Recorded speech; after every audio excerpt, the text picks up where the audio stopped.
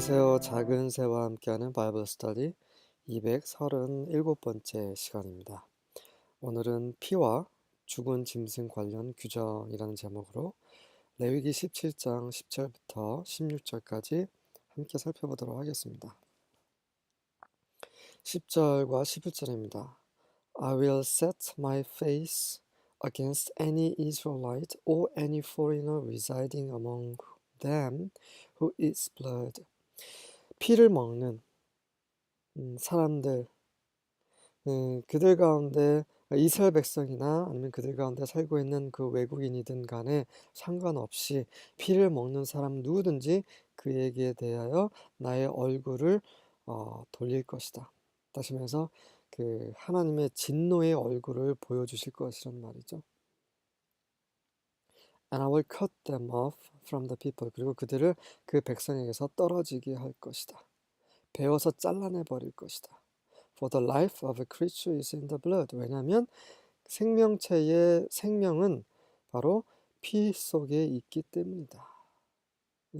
사람의 생명은, 짐승의 생명은 피 안에 있어요. 그래서 피는 곧 생명입니다. 예수님께서 피를 흘리시는 것은 그분의 생명을 우리에게 주신 거죠. And I have given it to you to make atonement for yourselves on the altar. 그렇게 이제 피를 주신 것은, 짐승의 피를 주신 것은 제단 위에서 우리를 위해, 너희들을 위해 그 속죄를 하라고 너희에게 주신, 우리에게 주신 것이죠. It is the blood that makes atonement for one's life. 사람의 생명을 위한 그런 속죄를 위한 피입니다. 음식이 아니란 거죠. 하나님은 피를 음식으로 만들지 않으셨습니다. 생명이에요. 우리는 너무나 많은 때 하나님이 정하신 것을 많이 어깁니다. 동성애가 대표적인 거죠. 하나님은 남자와 여자가 결혼을 해서 자식을 낳게끔, 이렇게 가족을 이루게끔 하나님이 창조하셨어요. 근데 남자가 여자가 하나님의 법을 불법으로 만들어버리는 거죠. 성소수자 존중해야, 그거는 그 사람들 생각인 거고. 정말 참 사람이 이 자연의 법칙, 이 순리를 거스리는 것은 이 사람밖에 없어요. 왜 그렇습니까? 그 안에 죄가 있기 때문이죠. 성소수자를 회개시키고 그들의 악한 행동을 돌이키고 하나님께 돌아와야 되는 거예요. 그들도 또한 죄인입니다. 살인하는 사람과 성적인 문란함과 도덕질과 이방신 숭배와 이런 모든 것들이 죄인 것처럼 동성애도 죄입니다. 하나님은 죄인들이 그 죄에서 돌이켜서 그분께로 나오기를 원하시죠. 잘못된 것은 잘못됐다고 지적을 하고 그들이 구원받기를 우리는 기도를 해야 됩니다. 하지만 동성애 괜찮아 라고 하는 것은 또 다른 이야기라는 거죠. 그건 하나님이 가증스럽게 하신 말씀입니다. 하나님이 정하신 거, 그것을 어기는 것이 교만이죠. 하나님에 대한 반역입니다. 어찌 감히 사람이 온 우주 창조주에게 반역을 할 수 있습니까? 사탄 마귀가 이렇게 사람을 오염시켰기 때문이죠. 12절입니다. That is why I have said to the people of Israel. 그래서 내가 이스라엘 사람들에게 내가 이렇게 말한 이유다. You must never eat or drink blood, neither you nor the foreigners living among you. 너희는 절대로 피를 먹거나 마셔서는 안 된다. 너든지 너희 가운데 있는 외국인인데 절대로 안 된다.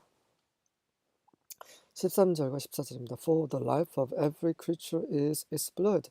왜냐하면 모든 생명체의 그 생명은 그의 피이기 때문이다. Its blood is its life. 그 피는 그 생명이다. Therefore I have said to the people of Israel.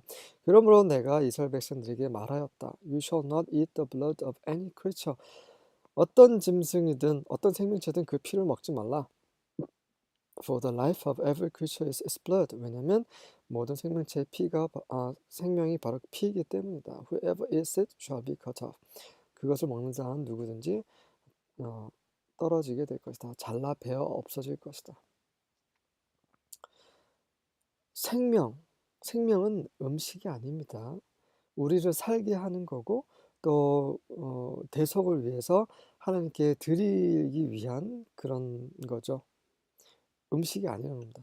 음식과 생명은 다른 거예요. 음식은 생명을 위한 것입니다. 근데 피는 생명 그 자체예요. 구분해야 됩니다. 어리석은 자들은 구분을 잘 못해요. 이게 옳은 것인지 이게 잘못된 것인지.